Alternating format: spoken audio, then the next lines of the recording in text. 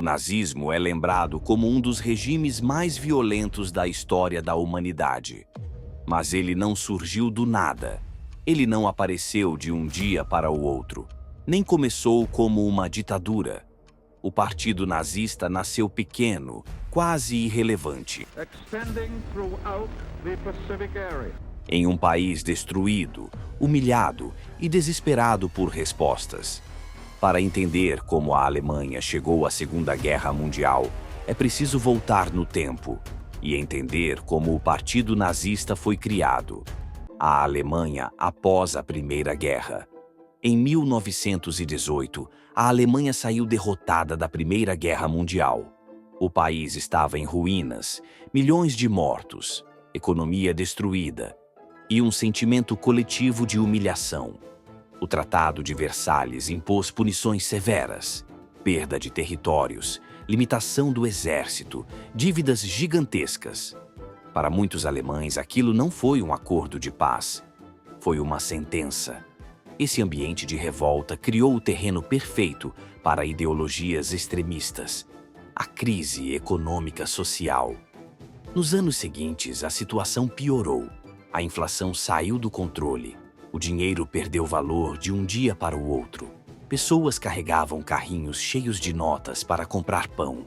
O desemprego crescia, a fome se espalhava e a confiança na democracia começava a desaparecer. Em momentos como esse, discursos simples ganham força. E líderes que prometem soluções rápidas passam a ser ouvidos. O surgimento de um pequeno partido. Em 1919, um pequeno grupo político surgiu em Munique. Seu nome era Partido dos Trabalhadores Alemães. Era um partido irrelevante, sem influência nacional. Nesse mesmo ano, um ex-soldado da Primeira Guerra se juntou ao grupo. Seu nome, Adolf Hitler. Ele não era líder, não era importante, mas tinha algo poderoso. A capacidade de falar exatamente o que as pessoas queriam ouvir. O poder oratório da propaganda. Hitler percebeu rapidamente que política não era apenas ideias. Era emoção, raiva, medo, orgulho. O partido mudou de nome. Passou a se chamar Partido Nacional Socialista dos Trabalhadores Alemães. O símbolo, os discursos e os inimigos foram cuidadosamente escolhidos. A propaganda nazista simplificava problemas complexos e apontava culpados claros. Esse método funcionou. O uso do medo é do ódio. O crescimento do partido não aconteceu por acaso. O nazismo explorou o medo da pobreza, o medo do comunismo, o medo da perda de identidade. Grupos inteiros foram transformados em inimigos, minorias, opositores políticos. Qualquer um que pudesse ser usado como bode expiatório. O ódio passou a ser uma ferramenta política, da margem ao poder. No início da década de 1930, a Alemanha enfrentava mais uma crise econômica. O Partido Nazista começou a crescer rapidamente. Eleições deram ao partido mais cadeiras no parlamento. Até que, em 1933, Adolf Hitler foi nomeado chanceler. Não por um golpe, mas dentro da lei.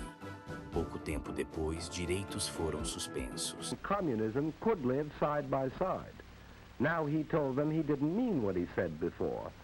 Partidos rivais eliminados. A democracia alemã deixou de existir. Como isso foi possível? O nazismo não venceu apenas pela força. Ele venceu pela manipulação, pelo controle da informação, pela repetição constante de mentiras, pela promessa de um passado glorioso que precisava ser restaurado. A história mostra que regimes assim não surgem apenas por líderes perigosos, mas por sociedades fragilizadas.